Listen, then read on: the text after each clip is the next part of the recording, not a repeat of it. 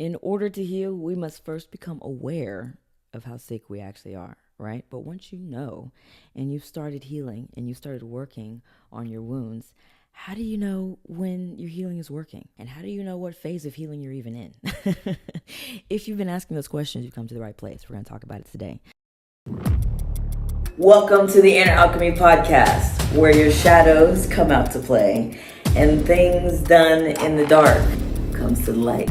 I'm your host, Markia Robinson. Let's embark on this journey of self-exploration and self-healing together through the art of inner alchemy. What is up, alchemists? It is your girl, Markia, back on the Inner Alchemy podcast.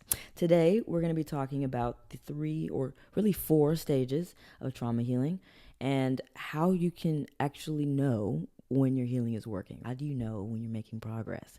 We're going to talk about it. So, I'm going to start by breaking down what 4 stages I break trauma healing down into for myself and my personal experience and for the clients that I've worked with. And then we're going to talk about some signposts that you can use as a gauge to tell if your healing is actually working or not. So, starting with the 4 stages, understand that we must first become aware of our issues in order to heal those issues. And so a lot of people, I've seen a lot of mental health professionals out there who don't include this first part or this first stage in their trauma healing process, but I personally do, because I think this is part of the process. As I said before, we must first know we are sick before we can heal. So the very first stage of trauma healing is being stuck in trauma drive, being stuck in a space where you're in fight or flight, your nervous system is dysregulated, you're stressed out, you're overwhelmed, you're burnt out, you feel like life is against you, life is attacking you all the time. That is the space where you start to notice, okay, I feel like I am in survival mode right now. I feel like I am just waking up to make it through another day and try to get home and just survive. That is stage 1, because in that moment that you realize that you're just surviving, you create a desire for something more. You create a desire for something else. And that something else usually looks like feeling good, feeling better, feeling happier, thriving, being healthier in that department. So stage 1 is important because without that contrast, you won't know what your healing goals are. You won't know what you even want and what you want your life to look like. You'll just be like, I want to heal. I've seen a lot of that happening in the healing space as well, which, I mean, is fine. I'm not going to, knock anybody's healing or say that, somebody doesn't need to heal, because we all need to heal. But healing just for the sake of healing, or saying that you're healing just for the sake of it, is not necessary. It's not like it's something that's super fun to do. So I don't know why people brag about how much healing they're doing, but whatever. So stage 1, trauma drive, being stuck in the life that you don't want, being stuck in your negative emotions, your anxiety, your depression, being attacked and stressed out by traumatic memories and nightmares and those types of things, feeling overwhelmed and burnt out by life, feeling unfulfilled, feeling like you just aren't happy with yourself and with the life that you're living, is stage 1, okay? Once you have moved out of stage 1, which means you started going, okay, I need to change something, right? Something has got to change. I'm not happy. I want something different, right? Stage 2, I call the recovery phase. And the recovery phase, a lot of people call the hermit phase, which I like because that's really what happens. The cocoon phase is another word that I've seen this called, but you kind of go into hermit mode when you go into stage 2, because you get to a space where you want to shut out all the external voices, all the external stimuli, and focus on yourself. Focus internally, focus on your well-being, focus on how you feel. In order to do those things, you have to silence the outside world. So kind of intuitively and subconsciously, you're like, okay, get away from me, just go. So if you are experiencing any of that right now, definitely let me know down there in the comments. But that is a natural part of the healing journey. So don't feel bad, don't feel selfish, don't feel like you're being rude for pushing people away or for setting boundaries or for wanting your alone time or wanting your own space, because this is something that's necessary. You need this in order for you to tap into yourself and into your wounds and do some shadow work. Okay. So in stage 2, you start doing the shadow work. You are now more alone. Usually, at least for me and for the people I've worked with, when you're in this phase, you've made some changes to your life as well. So maybe you changed your job, maybe you're working at home now, or you changed your hours. Like you've done things externally to create space to be more alone, right? So now you have time. Now you have space to start working on these things and start noticing these things. For me personally, I didn't really have to look for wounds and wonder, I wonder what I need to heal. Like as soon as I got into phase 2 and I got into the recovery phase, things just started coming up. I would literally just start crying for no reason. And I would do that for nights at a time, sometimes days at a time. And in those moments, I really had to learn how to self-regulate and really learn how to be in observer mode and step back for a second and go, okay, I'm going to detach from my thoughts and from my feelings for a second. I'm going to observe them as this is happening so that I can figure out what's actually happening. Like if you're in the storm, it's hard to actually see the storm.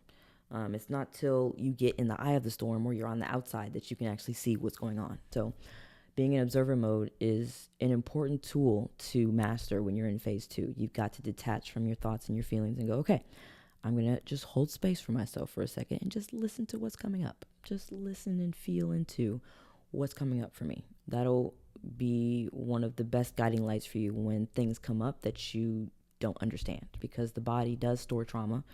We will sometimes have emotional flashbacks or physiological, neurological flashbacks that our mind doesn't really understand. Maybe we're focused on watching Netflix and then all of a sudden we want to cry and we're like, well, what the freak? What's happening? So that's part of this. Another part of the recovery phase is doing shadow work, intentional shadow work, mentally and emotionally on the obstacles that you have within yourself.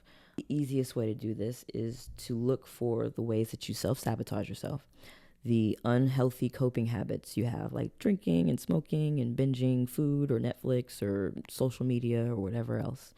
And then the third thing is your annoyances, your frustrations, the things that piss you off, things that you just can't tolerate. Those are doorways to your subconscious that will allow you to kind of view your belief systems a little bit and look at your thought patterns and go, okay, I have some fucked up beliefs about myself. I have some fucked up beliefs about the outside world. I have a lot of fucked up beliefs about life. And if I'm going to be an entrepreneur, if I'm going to be a mom, if I'm going to be a doctor, if I'm going to be whatever it is you want to be, I have to remove those obstacles within myself so that I can create those dreams. Creating our dreams usually requires some emotional resilience, requires discipline, it requires self-confidence, self-esteem, self-worth, all of those things, right? And when we have self-sabotage, when we have negative, coping habits, and when we have fucked up beliefs, it's hard for us to do those things. It's hard for us to achieve those things because part of us doesn't believe we can, right? Part of us doesn't believe we are capable of making that a reality, right? So your beliefs can fuck you up your journey before you even, get started when it comes to your goals. But that's the topic for another time. But yeah, in stage 2, you have the time and the space to look at these things and go, okay, I'm going to stop the drinking. I usually drink every night. Why do I drink every night? Why do I do that? Start asking yourself questions and become an explorer of an explorer of the subconscious. Kind of excavate your mind, if you will, and start asking yourself questions that will help you dive deeper into why things annoy you, why that pisses you off, why you drink so much, why you smoke so much, why you watch Netflix all night, why you don't get good sleep, why you don't like eating healthy foods. All of those things are doorways, okay? So in stage 2, that's what we're doing. We're in that cocoon and we're working on ourselves. We're feeling the feels. We're excavating our subconscious and we're, changing our beliefs. Once you have done that, and I feel like stage 2 is the longest phase. It's the phase that you will cycle in and out of as you go through your journey because it is something that is continuous in my opinion, especially for someone like me who's been through complex trauma for years and years and years. You have to allow those things to come up as life goes on. Everything isn't going to come up when you decide for it to come up. So understand that as you move through your healing journey, these phases you can go in and out of. Like you can go into stage 2 and then move into stage 3 and then go back into stage 2 and then go to stage 4 and then go back to stage 2 and then stage 3. So give yourself grace if you feel like you've taken some steps back on your journey, or if you feel like you're repeating some lessons, or if you feel like you're relearning some things. It's okay. Okay, I promise. But moving into stage 3, I call this phase the reintegration phase, because this is the phase where you take all the things you've learned about yourself, all the things that you've healed, all of the emotional and mental muscles that you've built, and you start applying that to your physical space, your external world. You start trying to get back out there, as they say. So you, in this phase, will maybe start trying to create new healthy relationships. You may start trying to pursue your career goals, your dreams, as far as, your job and your vocation. You may start focusing on creating a lifestyle that makes you feel good, that makes you feel fulfilled, that makes you feel like you're thriving, right? You may be slowing down and living a more softer life, because you know now that all of that hustle and all of that stuff was survival mode. It was trauma driven. So reintegration is about applying all of the lessons that you learned in phase 2. I don't like to think of this as a test, but it kind of feels like a test. When you are trying to manifest anything, there's a moment or a space in between you starting your manifesting and it actually happening. So there's a moment on your healing journey where you're going to start trying to get yourself out there and start being social again and start healing and being in relationships and stuff. And you don't feel confident in it yet. You don't feel like you're that new version of yourself yet. And that's okay. This new version of you is being created and made as you go through the reintegration process, okay? The reintegration phase is a very trial and error based phase. In this phase, you are going to have some moments that are uncomfortable, where you feel like you not failed, but you maybe could have had a different experience. Like, let's say you go out in public and you try to be social and you haven't done this very much, because we were in phase 2, we were cocooned and we were being a hermit. So now you're out and you're struggling to talk to people. Like, you're struggling with the small talk. You're struggling with finding things to talk about. You're struggling with feeling comfortable in your body. Maybe you get sweaty. Maybe your hands start shaking. All of those things are perfectly normal and okay to have. You don't just go from healing your trauma and working through the shadow work to being a whole brand new person. There is a phase of growth that happens where you start applying and integrating the information that you've learned about yourself and about your healing. So in this reintegration phase, give yourself a lot of grace, give yourself a lot of compassion, but also set boundaries with yourself. That's another thing that I think is important that a lot of people don't talk about. When you are reintegrating, you're trying to get back into life, so to speak. You want to push yourself to do things that are uncomfortable. Of course, you don't want to push yourself too much where you're just uncomfortable all the freaking time, because that's re-traumatizing yourself. But you want to introduce yourself to the things that you need to heal from or are healing from, so that you can learn how to regulate through those things, and you can learn how to stay calm, present, and grounded through those things. That is how healing is actually completed. I think a lot of people believe that healing is about becoming this version of you that never gets stressed out, that never gets sad, that never gets upset, that can just handle anything. And that's just not realistic, right? It's not reality. So in my opinion, when you get to a space of feeling healed, it's when you feel like you can regulate yourself through anything. When you can stay grounded and present through whatever feelings you're going to feel, through whatever thoughts you're going to feel, and through whatever external experience you're going to have. So the reintegration phase is a big part of achieving that, okay? Now, stage 4, the final stage, is, again, another stage that you may cycle in and out of, and that's okay. But stage 4 is all about thriving, and it's all about living your best life, being your best self, having the best relationships, achieving your dreams, manifesting your goals, all of that stuff, right? The light at the end of the tunnel, golden pot at the end of the rainbow. This is a phase that I have cycled in and out of quite a bit. And at first, at the beginning of my journey, I was definitely one of those people that was like, oh, like, why can't I just live, like, just thrive? I just want to thrive. I just want to live my best life. And there were moments where I felt like I took steps backwards a little bit because I had other things come up, like emotions and traumas. I had challenges and obstacles in my life come up. And I, at the time, viewed that as taking a step back in my healing journey. And looking back, I'm like, that's so not the case. It's so not the case at all. We are supposed to cycle in and out of these phases because that's how growth and change happens. That's how we expand. We go deeper, we go into the darkness, we learn, we grow, we change, we adapt, and then we move forward. And then it happens again. We grow, we learn, we adapt, we change, we do it again, right? So when you get to a space where you start thriving, and this may take some time, like stage 2 and stage 3 takes some time. It took me almost like 3-4 years to get to a space where I was like, oh, I'm thriving. When you get to this space, enjoy it. Take a moment and feel so much gratitude for the past version of you that did all this work to create the life that you have now. Even if it's just a better job or a better relationship, a better partner, I want you to sit there and feel all the gratitude, okay? One, feeling all that gratitude is going to fuel the manifestation of more things to be grateful for. But this is also going to help you really complete the cycle or circle, if you will, of healing. And go, okay, I went through something. It was hard. It set me back a little bit, but I got back up and I'm okay. Like I'm here and I'm thriving. So it is possible to thrive even if you've been through some shit, right? Even if you've been through some hard times. It is definitely possible to still live a good life and to still be happy.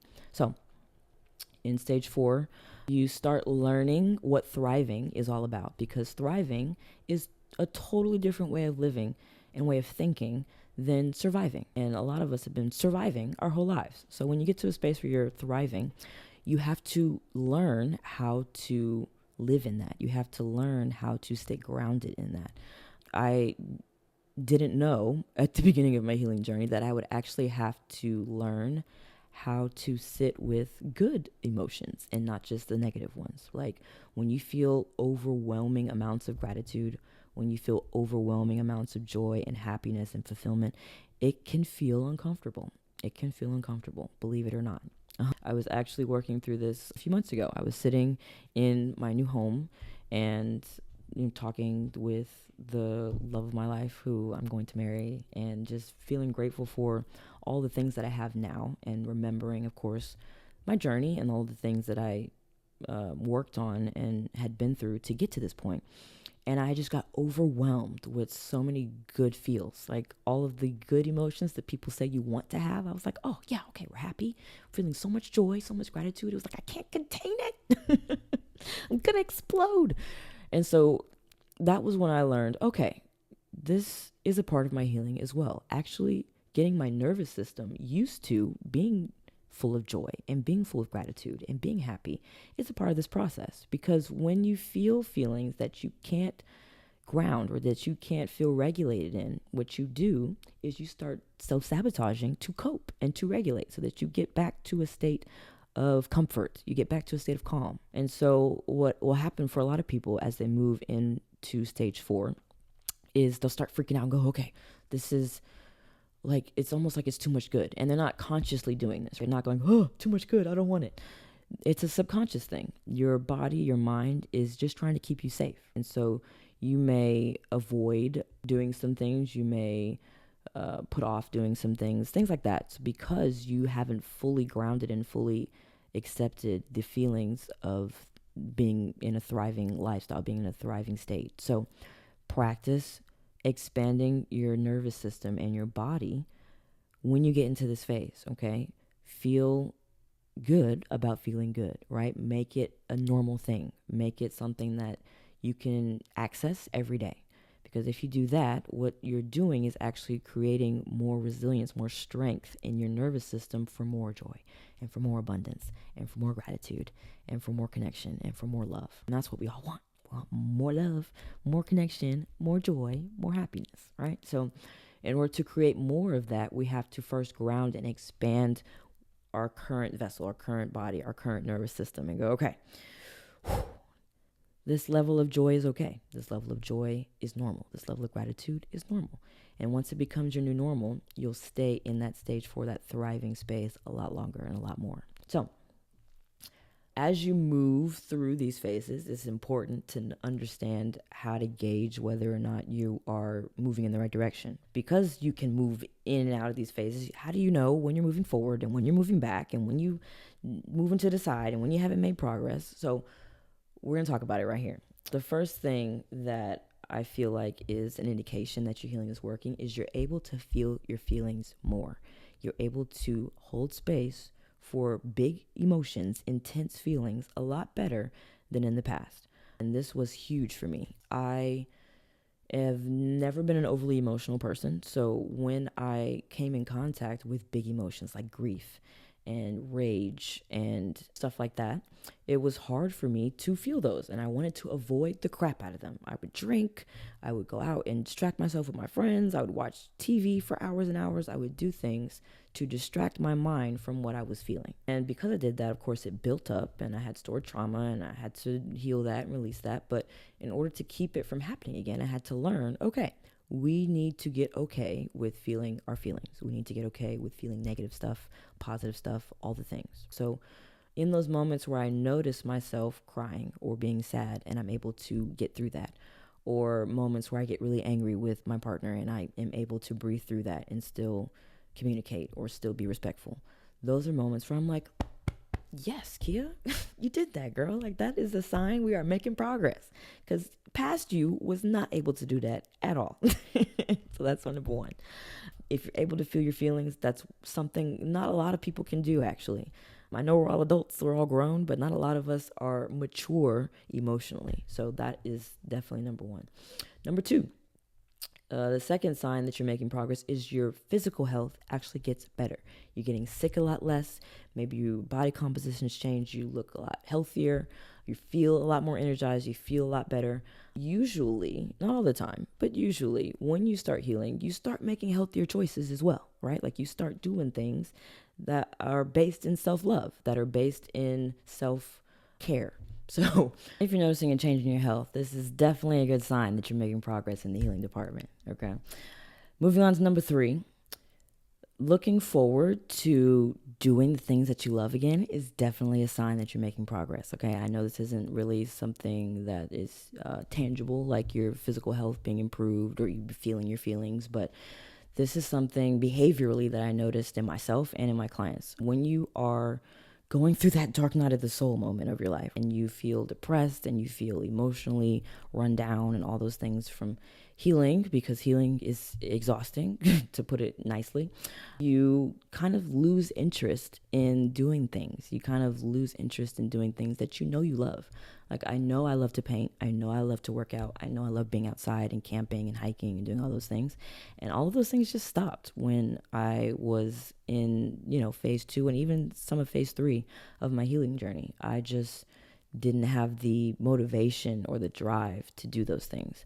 And it wasn't until, I would say about 3-4 years into my journey that I actually started getting that motivation back and going, I'm starting to get energized about doing things that I love again. I'm starting to get energized about doing, my hobbies and hanging out with my friends and talking to them and doing things that I didn't really want to do when I was in phase 2 in my cocoon phase. So that is definitely a sign that you're moving in the right direction. You're looking forward to doing activities and doing hobbies that you love. Number 4, final sign that your healing is working, and this one is arguably one of the most important or the satisfying. I'll say that. You stop reliving your trauma and you stop reacting the same way to stressful and traumatic events. Like I said, when we were going through the stages of healing, you want to get to a space where you are able to handle stress and handle challenge better. Being a trauma survivor has forced us to focus on safety and focus on, again, survival. And so in that space, your neurological strength, your mental muscles, all that stuff gets weakened because you're just focused on protecting yourself. But staying expanded, staying confident, staying strong in moments where you may feel a little bit of fear, or you may feel a little bit of discomfort, or you may have to stand up for yourself and speak up for yourself, are those moments where you have the option to relive your trauma and recreate the same stories and same beliefs about yourself that were in the past, or you can regulate the current version of you, breathe, regulate your nervous system, and then respond to life in a way that's going to allow you to be the co-creator of that experience. So this was huge for me because I feel like this is something that happens in layers. Like this happens over and over and over again, where you have to heal a wound or learn a lesson over and over and over again before you get to a space where it doesn't bother you as much anymore. It's kind of like exposure therapy.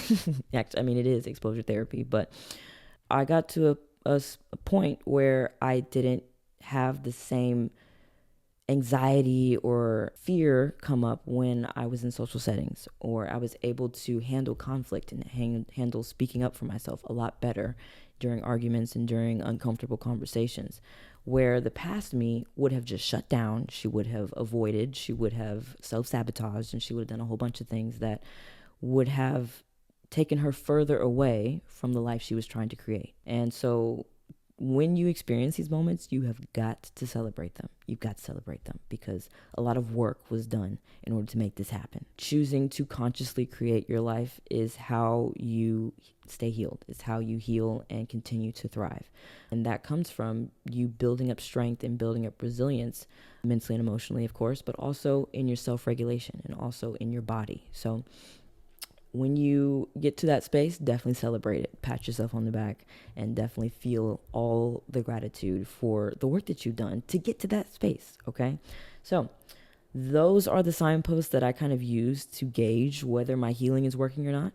In contrast, of course, if you aren't experiencing any of these signs, that's an indication like, okay, I can kind of prioritize this a little bit more. I can focus on doing more shadow work. I can focus on prioritizing my needs a little bit more. I can focus on creating space to feel my feelings a little bit more. All of that will help you move in the right direction, okay? So I hope today's talk was helpful. If you have any questions or if you have some commentary to further this conversation, definitely drop them down there in the comments. And leave me a review too if you're liking our talks, because I definitely want to get this out to more people so that we can have some more conversations. That's it for today, Alchemists. Thank you so much for joining me on today's episode of Inner Alchemy. If you found value in today's talk, feel free to reach out to me on Instagram at inneralchemy_podcast. You can also email me at theinneralchemypodcast@gmail.com. If you're looking for free resources and more information on my coaching services, check the description box below. Until next time, let your inner light shine the way in times of healing your inner darkness.